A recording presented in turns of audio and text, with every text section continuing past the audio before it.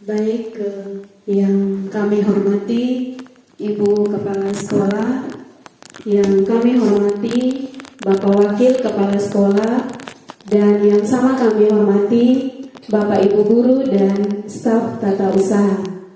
Pada kesempatan ini, kami berdua mengucapkan limpah terima kasih yang sebesar-besarnya kepada Bapak Ibu yang sudah berkenan meluangkan waktunya bersama dengan kami di ruangan ini. Pada kesempatan ini, kami berdua mengucapkan limpah terima kasih yang sebesar-besarnya kepada Ibu Kepala Sekolah yang memfasilitasi kegiatan kami. Sudah 2 kali Ibu memfasilitasi kegiatan kami ini, dan kami percaya bahwa memang tidak ada sesuatu yang terjadi secara kebetulan. Apalagi yang kegiatan yang kedua ini, kami tidak menyampaikan informasi secara resmi kepada Ibu untuk masuk dalam ruangan, tapi Ibu sangat mendukung kami, dan bagi kami Ibu adalah support system terbaik bagi kami. Pada kesempatan ini, kami berdua akan memaparkan tentang diseminasi budaya positif. Ini adalah salah satu aksi nyata dari kami dalam memenuhi kriteria penilaian pada modul 1.4 pada calon guru penggerak. Yang pertama Bapak Ibu, yang kami paparkan adalah tentang makna budaya positif itu sendiri. Mungkin ada sedikit pertanyaan yang kami bagikan ketika berbicara tentang budaya positif. Kira-kira apa yang terbersih dalam pikiran Bapak Ibu tentang budaya positif itu sendiri?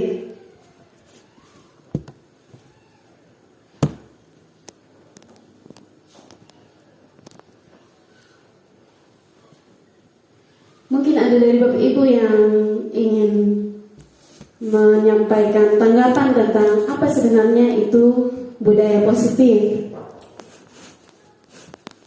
Iya, silakan Pak Marsik.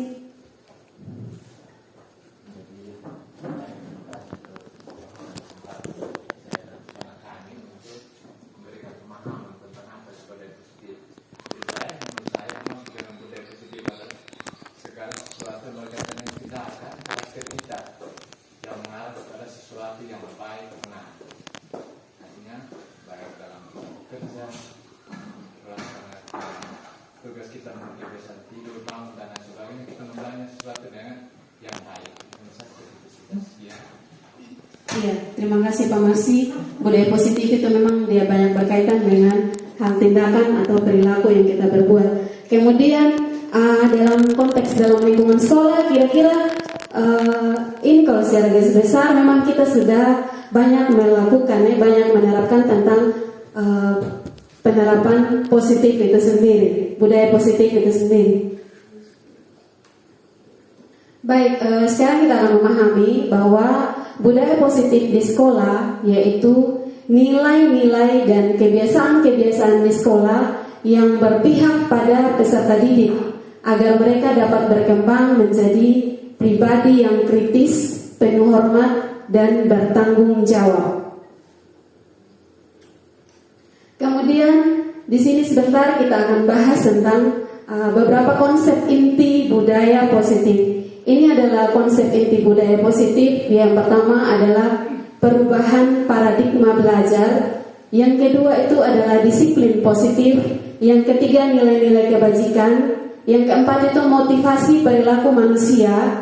Yang kelima keyakinan kelas. Kemudian kebutuhan dasar manusia. Yang berikut adalah posisi kontrol guru. Dan yang terakhir itu adalah segitiga restitusi. Nanti kami akan bahas ini secara berdua dengan Ibu Ida. Saya bahas beberapa poin yaitu tentang perubahan paradigma belajar, disiplin positif, nilai kebajikan, motivasi perilaku dan keyakinan kelas, dan mulai dari kebutuhan dasar manusia sampai pada segitiga restitusi akan dibahas secara detail oleh Ibu Ida. Kemudian yang berikut adalah pembelajaran dengan paradigma baru. Pembelajaran dengan paradigma baru merupakan pembelajaran yang dirancang berdasarkan prinsip pembelajaran berdiferensiasi. Kalau kita melakukan sebuah pembelajaran berdiferensiasi, kita harus memetakan dulu kebutuhan anak. Nah, sejauh ini kan kita tidak pernah seperti itu. Bagaimana kita memetakan kebutuhan anak sesuai dengan yang pertama, dia punya kesiapan belajar. Kesiapan belajar anak-anak itu memang sangat penting. Kemudian yang kedua, ada minat belajar dari anak. Dan yang ketiga itu ada profil belajar anak, dan biasa disebut dengan gaya belajar anak. Kemudian yang berikut tentang perubahan paradigma. Untuk membangun budaya yang positif, sekolah perlu menyediakan lingkungan yang positif, aman dan nyaman, agar murid-murid mampu berpikir, bertindak, dan mencipta dengan merdeka, mandiri, dan bertanggung jawab. Lazimnya, disiplin dikaitkan dengan kontrol. Dalam hal ini, kontrol guru dalam menghadapi murid. Nanti di sini kita akan belajar bersama 5 posisi kontrol guru. Kira-kira sejauh ini kita sudah ada di posisi kontrol yang mana? Apakah kita sebagai penghukum, atau kita merasa bersalah, teman, atau kita sebagai manajer? Itu nanti akan dibahas lebih detail oleh Ibu Ida. Kemudian yang berikut kita masuk pada filosofi pendidikan menurut Ki Hajar Dewantara. Ada istilah dari Ki Hajar Dewantara bahwa ingarso, seorang pendidik itu adalah ingarso song telado, ingmadyo mangunkarso tuturi handayani. Artinya seorang pendidik itu di depan dia mampu memberi teladan, di tengah dia mampu membangun ide dan gagasan, dan di belakang dia mampu memberikan motivasi dan dorongan. Yang berikut adalah memperhatikan kodrat alam dan kodrat zaman. Memperhatikan kodrat alam dan kodrat zaman maksudnya, kalau zaman dulu kita belajarnya memang lebih berfokus pada guru memang yang lebih dominan. Tapi sekarang kodrat zamannya sudah terbalik. Yang lebih dominan itu adalah anak. Memang pembelajaran itu hanya berpusat pada peserta didik. Kemudian yang berikut yang harus kita pahami Bapak Ibu, bahwa semua anak itu terlahir dengan bakatnya masing-masing atau unik. Jadi kita tidak bisa menyamaratakan anak-anak. Setiap anak itu dia memiliki keunikan masing-masing. Yang berikut itu budi pekerti, kemudian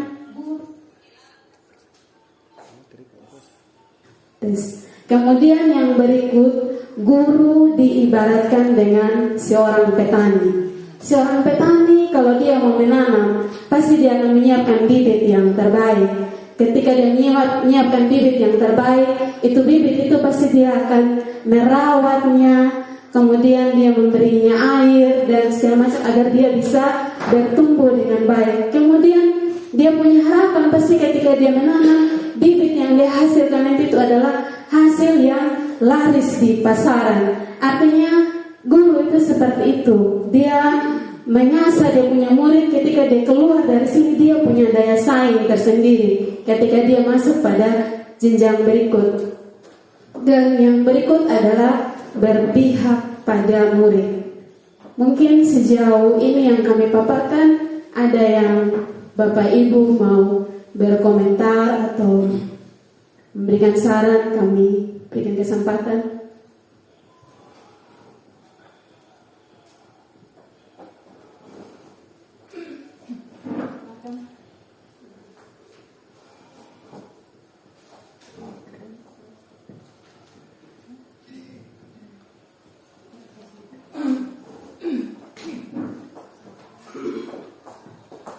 Dari saya bukan pertanyaan, tapi hanya mungkin semacam pernyataan saja bahwa pertama-tama saya juga menyampaikan terima kasih untuk hal yang sudah dibagikan pagi hari ini.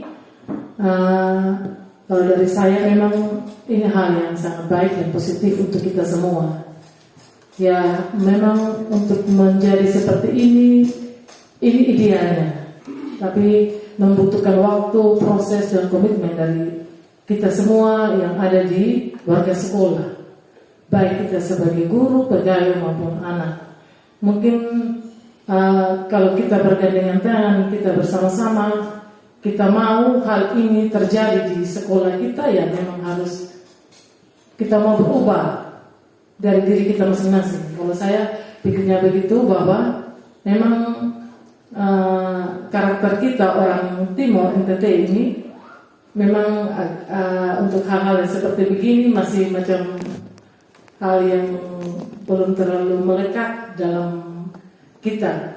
Tapi mungkin dengan berjalannya waktu, dengan ada komitmen dan kemauan dari kita masing-masing, baik kita sebagai guru, pegawai maupun siswa nanti, mungkin ini pelan-pelan bisa kita budayakan di sekolah kita. Mungkin itu saja dari saya. Terima kasih. Ya, terima kasih Ibu Kepala Sekolah atas masukannya. Memang di sini sangat dibutuhkan kolaborasi dari kita semua, sesuai dengan visinya kita yang lalu SMP Negeri 3 Lewa, bahwa ada poin kolaborasi. Kemudian yang berikut ada perubahan paradigma stimulus respon atau teori kontrol. Kalau yang dulu memang waktu kita masih sekolah itu memang ada istilah stimulus respon. Dan waktu kita menjadi guru juga masih ada istilah ini, stimulus respon. Guru dia memberikan stimulus, kemudian anak-anak itu memberikan respon. Di sini kita coba perhatikan 6 poin tentang bisakah kita mengontrol seseorang. Ada beberapa miskonsepsi tentang stimulus respon atau teori kontrol. Pada stimulus respon itu mengatakan bahwa kita mencoba mengubah orang agar berpandangan sama dengan kita. Ternyata pada teori kontrol itu seorang guru hanya mampu berusaha memahami pandangan orang lain tentang dunia. Kemudian yang berikut, pada stimulus respon, perilaku buruk dilihat sebagai suatu kesalahan. Ternyata pada teori kontrol bahwa semua perilaku memiliki tujuan. Kadang-kadang memang kalau anak-anak melakukan hal negatif, kita memang kadang-kadang tanpa sengaja mungkin kita bilang bahwa itu adalah sebuah kesalahan. Tetapi di sini teori kontrol mengatakan semua perilaku itu dia memiliki tujuan. Anak-anak ketika dia melakukan sebuah hal negatif, berarti ada salah satu kebutuhan dasar yang belum terpenuhi. Nanti akan dibahas lebih detail oleh Ibu Ida. Kemudian yang berikut, pada stimulus respon, orang lain bisa mengontrol saya. Ternyata pada teori kontrol hanya Anda yang bisa mengontrol diri Anda. Kemudian yang berikut, saya bisa mengontrol orang lain. Pada teori kontrol, Anda tidak bisa mengontrol orang lain. Kemudian poin berikut, pemaksaan ada pada saat bujukan gagal. Pada teori kontrol, kolaborasi dan kesepakatan menciptakan pilihan-pilihan baru. Yang berikut yang terakhir adalah model berpikir menang atau kalah. Pada teori kontrol, model berpikir menang-menang. Ya, kemarin sempat Bapak Mengajar Praktik singgung moto dari guru penggerak itu maju bersama, hebat bersama. Memang di sini juga yang perlu kita terapkan ada kolaborasi. Kayak sejauh ini yang kita ambil dari nilai positifnya ketika di penyelesaian pembelajaran itu lebih spesifik untuk kita sebagai guru. Kayak kelihatannya memang menurut kita begitu ya, menurut kita memang kayak terlalu mendesak, tapi memang itu memang yang harus kita lakukan. Ada sesuatu sebenarnya maksud terbaik dari Ibu Kepala Sekolah ketika mendorong kita. Kemudian yang berikut kita masuk pada makna disiplin. Mungkin ada Bapak Ibu guru yang ingin berpendapat tentang apa itu disiplin.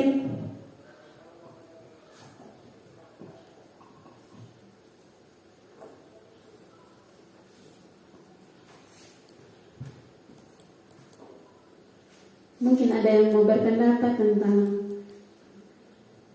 makna disiplin itu sendiri, Bapak Ibu.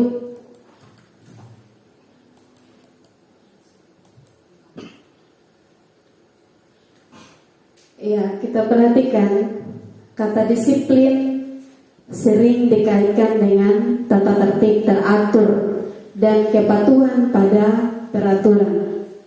Kata disiplin juga sering dihubungkan dengan hukuman. Padahal itu sungguh berbeda, karena belajar dengan disiplin tidak harus dengan memberi sebuah hukuman. Justru itu adalah salah satu alternatif terakhir, dan kalau perlu tidak digunakan sama sekali. Ki Hajar Dewantara menyatakan bahwa untuk mencapai kemerdekaan atau dalam konteks pendidikan saat ini dan untuk menciptakan murid yang merdeka, syarat utamanya adalah harus ada disiplin yang kuat. Disiplin yang dimaksud adalah disiplin diri yang memiliki motivasi internal. Jika kita tidak memiliki motivasi internal, maka kita memerlukan pihak lain untuk mendisiplinkan kita. Di sini ada teori motivasi perilaku manusia. Yang dua ini adalah motivasi yang sedikit keliru, di mana situ hanya motivasi eksternal. Yang pertama, seseorang dia melakukan sesuatu itu hanya untuk menghindari ketidaknyamanan atau hukuman.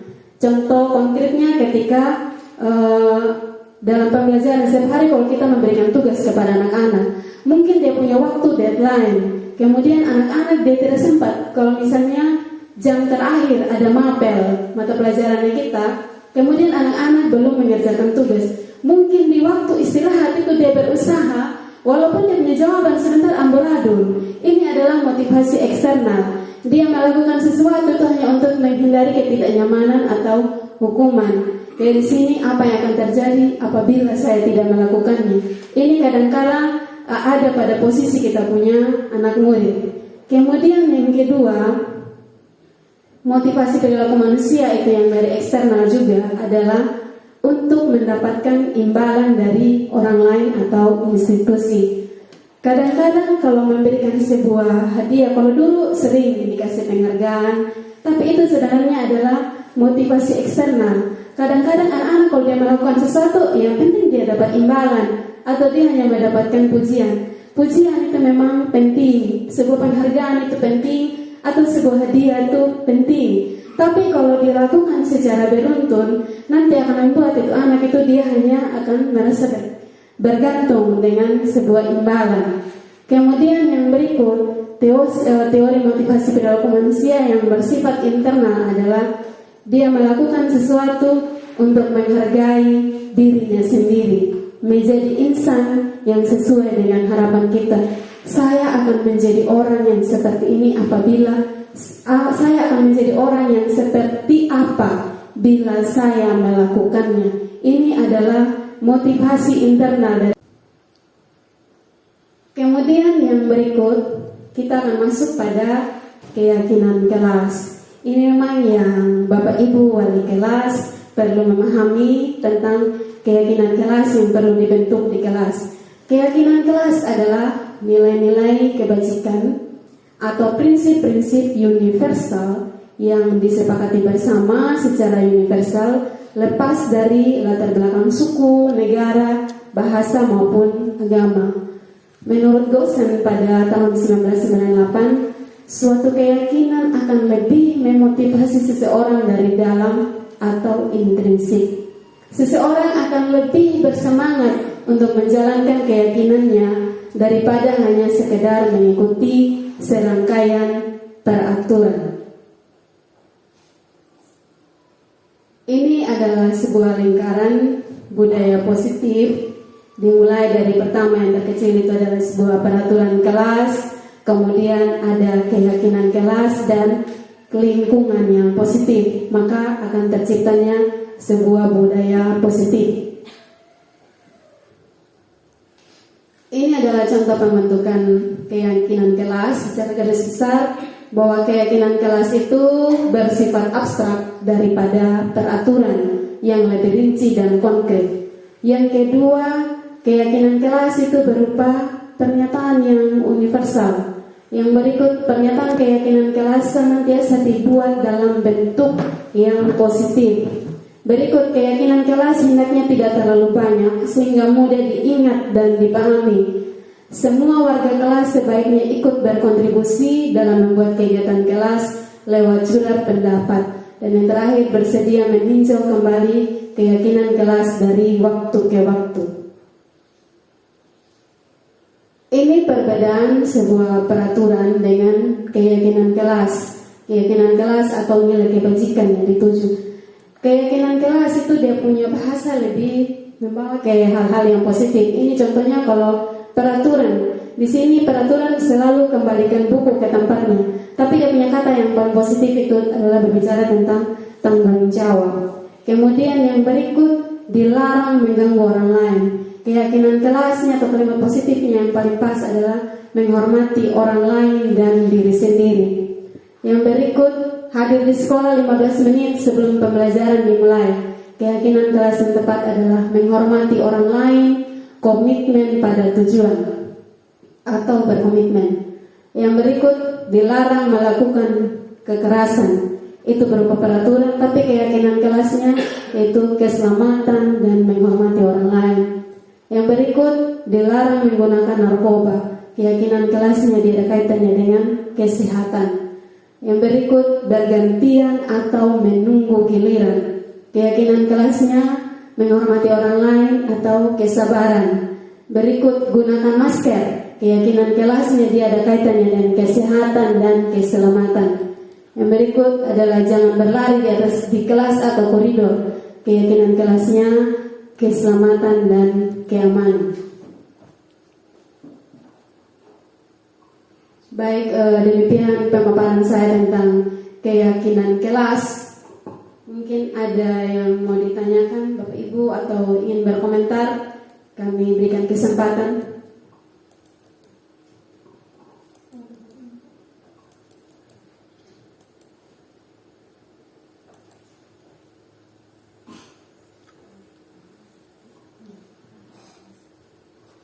Baik, untuk yang bagian pertama sudah selesai. Kita akan masuk di bagian yang berikut tentang kebutuhan dasar, posisi kontrol, dan segitiga restitusi yang dibawakan oleh Ibu Ida.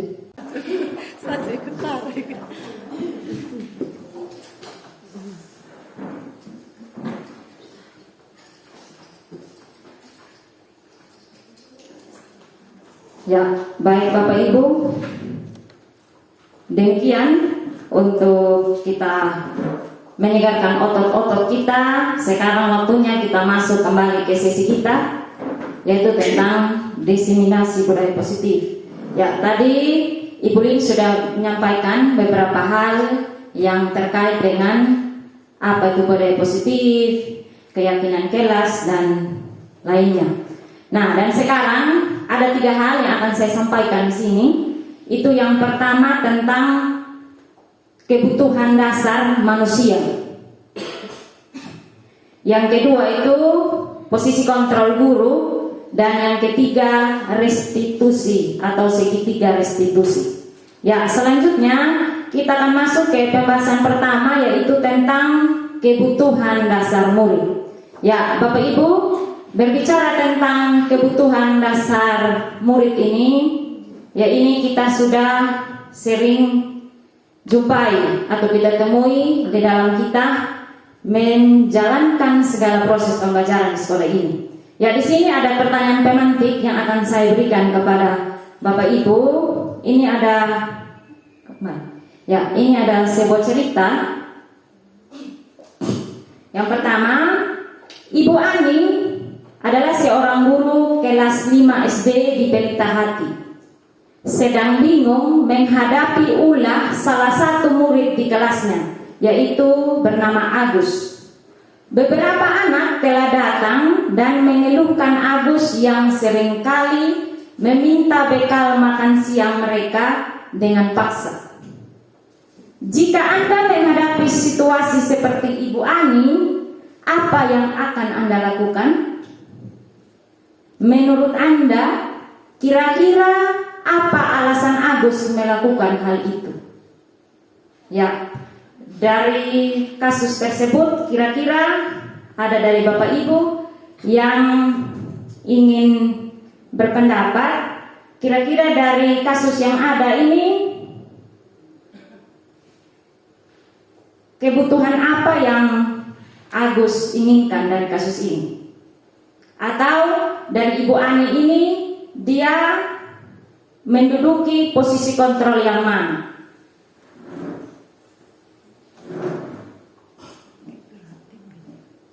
Apakah Ibu Ani di sini dia mengambil posisi sebagai penghukum kah? Atau dia mengambil posisi sebagai teman? Atau dia sebagai pembuat salah? Pokoknya yang real, yang kita bisa lihat dalam kehidupan nyata kita di saat kita menjalankan tugas. Saat kita melihat kasus seperti ini, apa yang tersirat di kita punya pikiran kira-kira?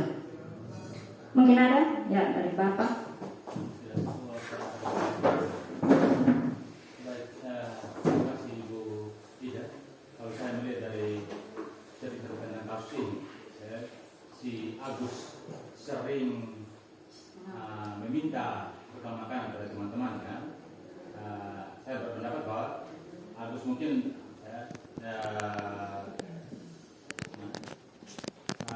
punya kebutuhan dasar yang berkaitan dengan soal makanan. Mungkin dari sisi kebutuhan hidupnya pada saat dia berada di rumah-rumahnya serba keterbatasan, sehingga pada saat berada di lingkungan sekolah dan teman-temannya memiliki bekal makanan seperti ini, ya kan, kalau saya lihat dari alur cerita ini kan sering meminta, berarti hampir setiap hari dia meminta bekal makanan terhadap teman-temannya. Jadi itu adalah kebutuhan dasar. Apa kebutuhan dari anak tersebut yang tidak terpenuhi? Nah, terkadang kita saat kita menjalankan tugas di sekolah, kita amati anak-anak kita. Contoh halnya saja, mereka sering mencari perhatian di kelas. Ya, contoh, kita sudah memilih ketua kelas. Ya, ini sering sekali terjadi di kelas. Saat kita memilih ketua kelas, yang berperan di itu kelas bukan lagi ketua kelas, tapi orang lain. Nah, orang lain dalam artian yang bukan pengurus kelas. Ya, di situ anak tersebut tanpa kita sadari dia lagi mencari perhatian dari kita. Karena apa? Di situ dia membutuhkan yang namanya kasih sayang, membutuhkan cinta. Nah, itu nanti kita akan bahas satu persatu. Itu yang seringkali kita tidak sadari, yang anak-anak kita perlukan di dalam mereka menempuh ilmu di sini. Ya, untuk itu kita akan melihat satu persatu dari kebutuhan dasar manusia. Nah, ada 5 kebutuhan dasar pada manusia. Yang pertama itu survival. Nah, survival ini dia berkaitan dengan kebutuhan dasar manusia, atau dalam halnya dia ingin bertahan hidup. Nah, tadi juga dalam kasus yang sudah saya paparkan tadi, atau yang sudah saya kasih di awal tadi, nah, Agus itu di situ dia mengambil bekal temannya. Nah, dalam kita menjalankan hidup ini, tentu untuk bertahan hidup kita membutuhkan namanya makanan. Nah, dalam bertahan hidup ini itu berkaitan dengan papan, sandang, dan pangan. Itu berhubungan dengan pakaian, dengan makanan, minuman. Nah, itu dia masuk dalam kebutuhan dasar manusia, yaitu bertahan hidup. Nah, kita masuk yang kedua itu ada penguasaan. Yang ketiga itu ada cinta, kasih atau diterima. Yang keempat itu ada kesenangan. Dan yang kelima itu ada kebebasan.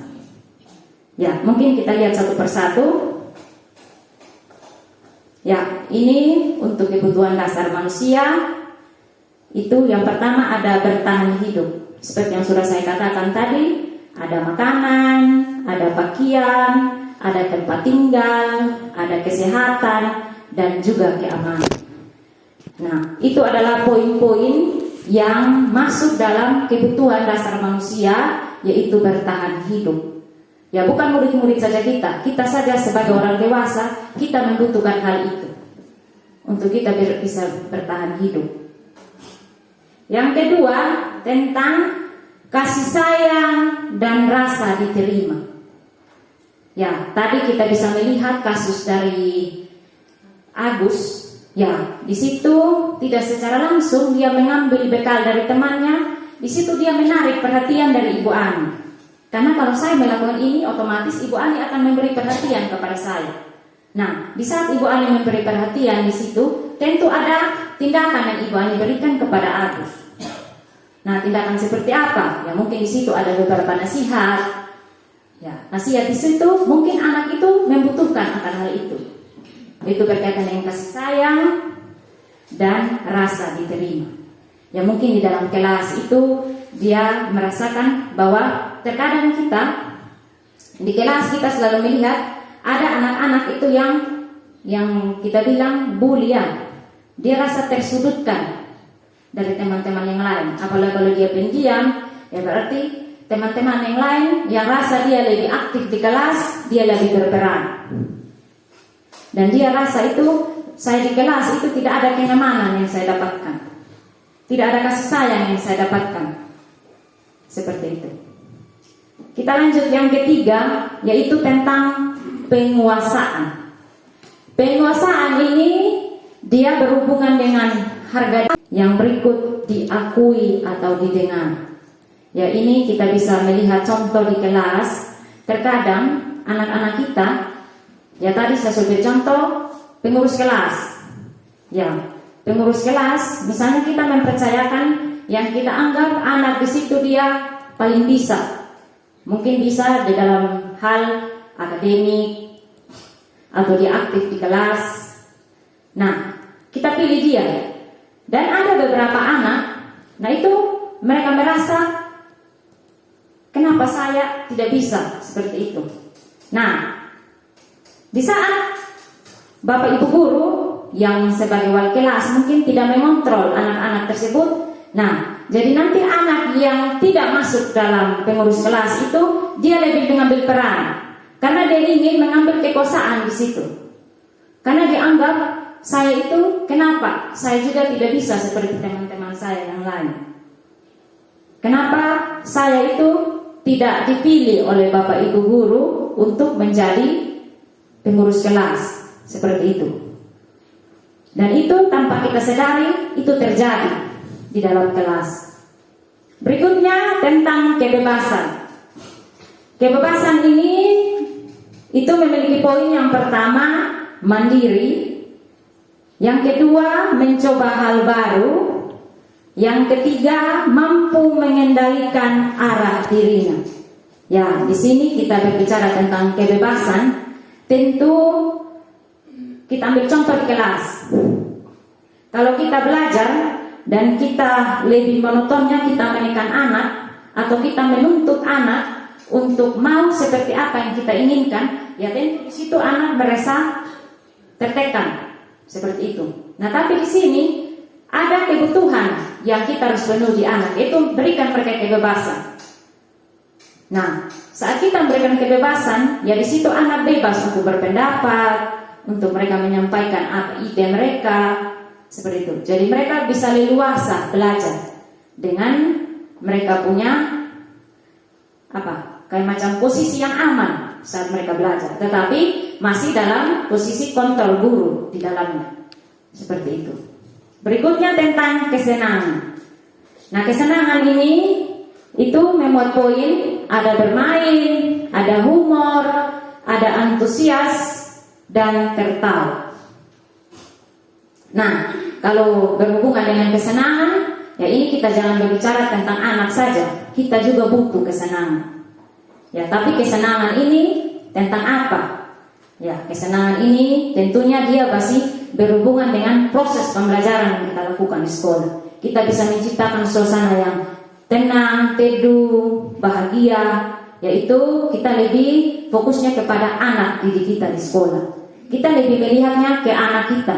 Kira-kira di dalam saya melaksanakan pembelajaran ini, anak saya ini merasa senang tidak saat saya memberi pelajaran ini? Ya mungkin seperti itu adalah 5 dasar dari kebutuhan manusia. Ya, mungkin sebelum kita lanjut ada yang ingin memberi pertanyaan atau memberi masukan atau tidak juga mau bercerita. Kira-kira di saat saya memberikan materi seperti ini, saya pernah tidak dalam posisi mungkin tadi Ibu Ani, saya memberi kesempatan kepada kita semua mungkin bercerita sedikit, kita berbagi. Oh iya, mungkin di dalam saya menjalankan tugas ini saya memposisikan diri seperti ini. Oh, saya sudah berbuat seperti yang sudah dipaparkan itu, saya sudah mampu melakukan apa yang menjadi kebutuhan dasar dari anak-anak yang kita didik di tempat ini. Bagaimana? Ada Bapak Ibu? Ya, kalau tidak ada kita lanjut. Ya, dalam konteks penerapan disiplin positif seperti tadi yang cerita saya sudah perlihatkan di awal, Ibu Ani sebaiknya dia mencari tahu alasan Agus melakukan tindakan tersebut. Nah, di sini terkadang kita kalau anak-anak di kelas melakukan kesalahan, kita langsung ambil tindakan sendiri tanpa kita mencari tahu kira-kira anak ini dia melakukan ini kenapa? Pasti ada alasannya. Dan alasan itu disinilah mungkin kita sama-sama belajar. Ya, saya di sini pas saya dapat materi ini saya bilang, wah, selama ini saya di sekolah ini saya lebih memposisikan diri sebagai penghukum. Karena apa-apa yang anak buat pasti saya selalu marah dulu tanpa saya tanya, kenapa engkau berbuat begini? Ya, memang seperti yang Mamke bilang, kita tidak instan kita melakukan ini. Kan ini kita tahu sendiri budaya NTT, keras dulu baru anak-anak kita itu mau untuk berubah. Dan itu juga kita bisa rasa sendiri di dalam kita menjalankan hidup ini. Ya, kalau di Jawa, ya itu mereka dengan lembut, ya mereka dengan sendirinya sudah langsung peka. Kalau kita harus kekerasan, ya tapi di sini mau sampaikan kepada kita, mari kalau kita mau belajar untuk berubah, kalau kita bersama-sama, seperti yang Ibu Lili sudah katakan, sesuai misi kita, visi kita yaitu tentang berkolaborasi. Kita sama-sama menjalankan budaya positif ini sesuai apa yang diinginkan oleh anak didik kita. Lanjut. Ya, di dalam kebutuhan dasar manusia ada juga yang namanya hukuman, konsekuensi dan restitusi. Nah, di sini ada 3 hal. Ini ada yang positif dan ada yang negatif. Ya, kira-kira dari 3 topik ini menurut Bapak Ibu mana yang masuk dalam posisi positif, mana yang masuk dalam posisi negatif?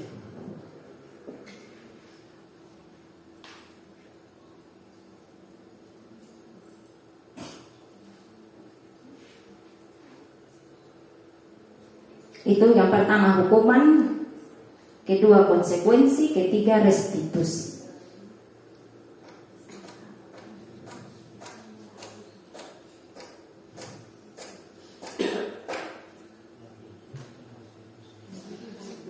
Ya, restitusi positif atau negatif? Positif. Kalau hukuman dan konsekuensi? Kalau konsekuensi positif atau negatif? Ya, mengarah ke negatif. Hukuman sudah pasti itu negatif. Ya, jadi sini ada yang negatif.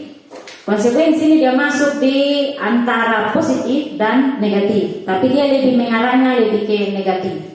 Ya, kita bahas satu persatu. Hukuman itu biasanya terjadi.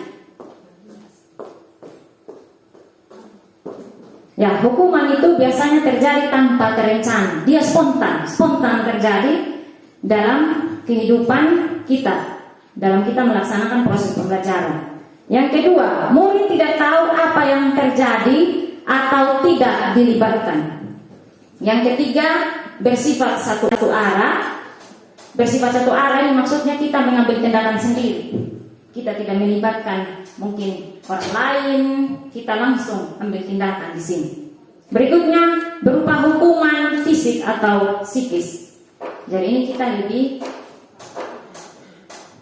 kita sudah sering melakukan ini seperti itu tanpa kita sadari, kita dengan spontan. Kedua itu konsekuensi, itu terencana atau disepakati sesuai aturan. Nah ini lebihnya ke aturan. Jadi kalau aturan dibuat berarti tidak boleh kita langgar. Nah itu tanpa ada kesepakatan dengan murid-murid. Nah ini biasanya aturan ini dibuat dari sekolah. Murid tetap dibuat tidak nyaman. Sikap guru selalu memonitor murid. Yang ketiga, restitusi. Restitusi ini proses menciptakan kondisi bagi murid untuk memperbaiki kesalahan. Kedua, proses kolaboratif yang mengajarkan murid untuk mencari solusi sendiri. Nah, jadi nanti kita lebih membahas ke restitusi. Jadi nanti di sini kita akan, seperti yang Ibu William sudah sampaikan, kita akan mengambil peran untuk kita menyelesaikan masalah. Terkadang kalau anak-anak kita berbuat salah, pertama kita kasih ke kesiswaan atau wali kelas dulu ya, wali kelas kesiswaan baru PPK. Tapi di sini diajarkan kepada kita bisa sebagai mungkin guru mata pelajaran, sewaktu dia melakukan pembelajaran ada siswa yang melakukan pelanggaran, ya dia bisa mengambil tindakan ini, yaitu restitusi. Ya, kita akan melihat restitusi itu apa sih? Ya, sebelum kita masuk kita akan melihat dulu apa itu perbedaan hukuman dan konsekuensi. Ya, kita lihat yang pertama, poin yang pertama untuk hukuman itu sesuatu yang menyakitkan yang harus terjadi. Untuk konsekuensinya sesuatu harus terjadi. Kan itu sudah masuk dalam peraturan yang sudah ditetapkan. Hukuman membuat anak sakit, yaitu fisik maupun sakit hati, yaitu mungkin dalam perkataan, untuk jangka waktu yang lama. Ketiga, anak membenci namanya kedisiplinan. Ya mungkin untuk konsekuensinya anak menghargai disiplin. Berikutnya paksaan. Paksaan untuk konsekuensinya itu stimulus atau tanggapan. Berikutnya mendorong anak menyakiti diri sendiri. Untuk konsekuensinya mendorong anak agar mudah untuk menyesuaikan diri. Berikutnya konsep diri yang buruk, itu hukumannya. Tapi untuk konsekuensinya konsep diri yang baik. Yang berikutnya, anak belajar untuk menyembunyikan kesalahan. Dari situ ada tindakan konsekuensi. Anak belajar untuk mematuhi peraturan. Berikutnya, marah, rasa bersalah, dipermalukan, merasa tak dihargai. Nah, itu untuk konsekuensinya, dia kehilangan hak, dibuat tidak nyaman, diasingkan untuk sementara waktu atau time out. Itu kalau dengan sepak bola, kalau setengah main nanti dia time out. Ya, kita lanjut. Ya, apa tindakan guru yang dilakukan di sini? Yang pertama, mencatat 100 kali di dalam buku dengan kalimat saya tidak akan terlambat lagi untuk datang ke sekolah. Nah, ini kita sudah sering temukan, yaitu untuk jam-jam piket pagi itu kita sudah sering. Saya langsung memberi contoh saja yang bisa kita lihat dalam kita menghadapi murid yang bermasalah. Yang pertama itu kita harus menstabilkan identitas. Itu langkah yang pertama. Apa-apa saja yang membuat di dalam. Yang pertama, setiap orang pasti pernah melakukan yang namanya kesalahan. Yang kedua, kamu bukan satu-satunya yang pernah melakukan hal ini. Nah, jadi itu adalah pertanyaan yang kita sampaikan kepada murid yang kita maksudnya yang kita mau menyelesaikan permasalahan yang dia buat di dalam kelas. Berikutnya, validasi tindakan yang salah. Nah, validasi tindakan yang salah sini poin yang harus kita ambil, yaitu kamu tentu punya alasan mengapa melakukan hal itu. Nah, ini adalah pertanyaan yang kita ajukan kepada siswa tersebut. Kedua, adakah cara yang lebih efektif untuk mendapatkan apa yang kamu butuhkan? Itu adalah pertanyaan yang kita sampaikan kepada siswa untuk kita bisa menelusuri kira-kira kenapa tindakan itu dia buat. Yang terakhir, nilai-nilai apa yang telah kita sepakati. Nah, nilai-nilai ini dia berhubungan dengan keyakinan kelas. Nah, itu nanti mungkin untuk Bapak Ibu guru, bukan wali kelas saja, tapi ke guru mata pelajaran juga. Tentu kalau kita mau melakukan ini pembelajaran, kita harus membuat keyakinan. Keyakinan itu beda dengan peraturan kelas, Bapak Ibu. Keyakinan itu lebih ke kesepakatan bersama antara guru dan murid. Selanjutnya, kamu ingin menjadi seperti apa? Nah, ini sudah sampai di tahap penyelesaian akhir dalam segitiga restitusi. Ya, mungkin ini adalah pemaparan tentang segitiga restitusi. Ya, kita melihat waktu juga. Kalau untuk kita mau, sebenarnya saya mau buat dia langsung ke penerapan. Jadi kita nanti ada yang memposisikan diri sebagai guru, ada yang memposisikan sebagai murid berdasarkan langkah-langkah segitiga restitusi. Tapi kita bisa melihat saja dari sebuah cuplikan video untuk menutup presentasi kita pada hari ini. Dia video singkat.